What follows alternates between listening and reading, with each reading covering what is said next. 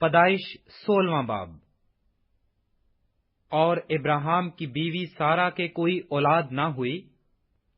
اس کی ایک مصری لونڈی تھی جس کا نام ہاجرہ تھا، اور سارا نے ابراہیم سے کہا کہ دیکھ، خداوند نے مجھے تو اولاد سے محروم رکھا ہے، سو تو میری لونڈی کے پاس جا، شاید اس سے میرا گھر آباد ہو۔ اور ابراہیم نے سارا کی بات مانی۔ اور ابراہیم کو ملک کینان میں رہتے 10 برس ہو گئے تھے جب اس کی بیوی سارا نے اپنی مصری لونڈی اسے دی کہ اس کی بیوی بنے۔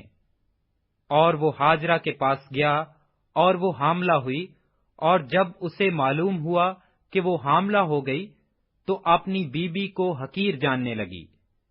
تب سارا نے ابراہیم سے کہا کہ جو ظلم مجھ پر ہوا وہ تیری گردن پر ہے، میں نے اپنی لونڈی تیرے آغوش میں دی، اور اب جو اس نے آپ کو حاملہ دیکھا تو میں اس کی نظروں میں حقیر ہو گئی۔ سو خداوند میرے اور تیرے درمیان انصاف کرے۔ ابراہیم نے سارا سے کہا کہ تیری لونڈی تیرے ہاتھ میں ہے، جو تجھے بھلا دکھائی دے سو اس کے ساتھ کر۔ تب سارا اس پر سختی کرنے لگی اور وہ اس کے پاس سے بھاگ گئی۔ اور وہ خداوند کے فرشتہ کو بیابان میں پانی کے ایک چشمہ کے پاس ملی۔ یہ وہی چشمہ ہے جو شور کی راہ پر ہے۔ اور اس نے کہا، اے سارا کی لونڈی، ہاجرہ تو کہاں سے آئی اور کدھر جاتی ہے؟ اس نے کہا، میں اپنی بیوی سارا کے پاس سے بھاگ آئی ہوں۔ خداوند کے فرشتہ نے اس سے کہا کہ تو اپنی بیوی کے پاس لوٹ جا اور اپنے کو اس کے قبضہ میں کر دے۔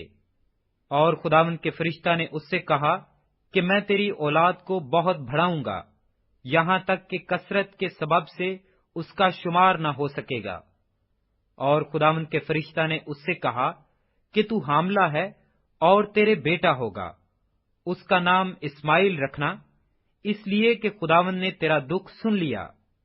وہ گورخر کی طرح آزاد مرد ہوگا، اس کا ہاتھ سب کے خلاف اور سب کے ہاتھ اس کے خلاف ہوں گے، اور وہ اپنے سب بھائیوں کے سامنے بسا رہے گا۔ اور ہاجرہ نے خداوند کا جس نے اس سے باتیں کی عطائل روئی نام رکھا، یعنی اے خدا تو بصیر ہے، کیونکہ اس نے کہا، کیا میں نے یہاں بھی اپنے دیکھنے والے کو جاتے ہوئے دیکھا؟ اسی سبب سے اس کنویں کا نام بیرلہی روئی پڑ گیا، اور کادس اور برد کے درمیان ہے۔ اور ابراہیم سے ہاجرہ کے ایک بیٹا ہوا، اور ابراہیم نے اپنے اس بیٹے کا نام جو ہاجرہ سے پیدا ہوا اسماعیل رکھا۔ اور جب ابراہیم سے ہاجرہ کے اسماعیل پیدا ہوا تب ابراہیم 86 برس کا تھا۔